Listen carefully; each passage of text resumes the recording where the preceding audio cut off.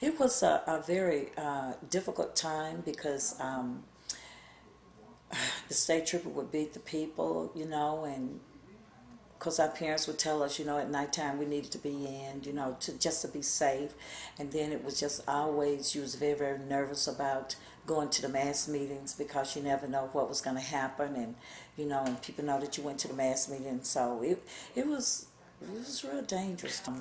We would go, I think I was like in the 6th grade. But on Locust Street, there was a lot of black business on Locust Street during that particular time. And we had a building over there where we would go for meetings.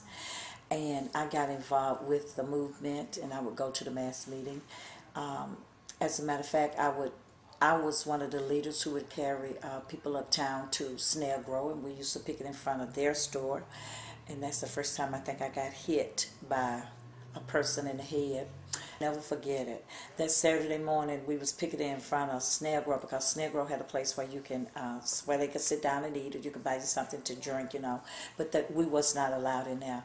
And so we was picketing at Snail Grove that particular Saturday morning, and one of the men came by and just hit my head into the window. And it stunned me for a minute. I was just, like, here I am, a child, and this grown man hitting me in the head, But it happened. And we were nonviolent, so we couldn't hit back or we couldn't, say anything because we were nonviolent. Mm-hmm. And I would attend mass meeting, and some of the freedom riders that came down, they stayed at our house. And I got close to Mr. Julian Bond, and I've marched with Dr. King, and I organized the Freedom Choir here in Gadsden. And again, like I said, I was young, but I was very, very active. And so we had a Freedom Choir here that we used to sing at the mass meetings. And I got some of the young people together, and we just started the choir. And my mom was very involved with civil rights. In fact, she and I marched on Washington when Dr. King organized that. Mm-hmm. She and I rode the bus to Washington. And that was quite an experience for me. I've never seen so many people in one place before in all my life. And that was quite an experience for me. I've talked to Robert Avery about his experiences in going there, but I have not talked to a second person. Mm-hmm. Now I have. Yeah. So, of course, I admired Dr. King's speech, like, of course, many of us did back then, but you were able to hear that. Yeah, I have a dream. I was there when he first said it. It was, but I was a child, and we was trying to get our way on up to the front, and so I had my mom hand, and we was trying to go all the way to the front, and there were a group of men that were in front. I think they were like the Muslims or something. Somebody later told me that that you couldn't get over that line, but I was pretty much in the front. We were bused in Birmingham, and so we marched in the freedom rides there. And I think one of the things that really stayed with me as a child is that I'm afraid of dogs now, and that's because the state troopers had those big German shepherds, and they would just have them coming up to us, and the dogs was barking, and it did something to me, and so I never did get over that. Mm-hmm. But and then we were in.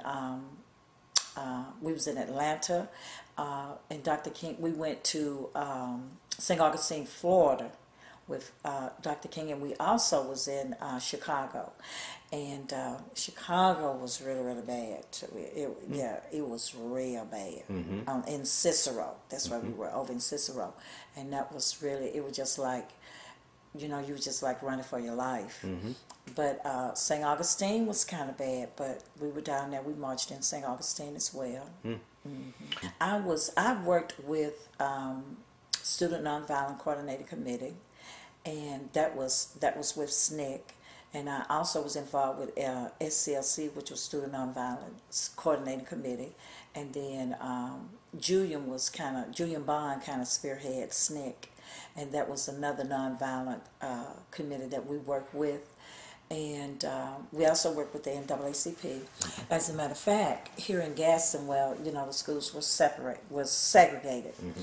So what we needed was someone to apply for the school, so that way it would bring in NAACP attorneys and bring them in to fight this discrimination about, separate. So I applied to go to school at C.A. Donahue. Of course, they turned me down and said I couldn't. And so when they did that, then that brought in NAACP. So they filed a lawsuit in the name of Catherine McAfee Miller against the city for discrimination.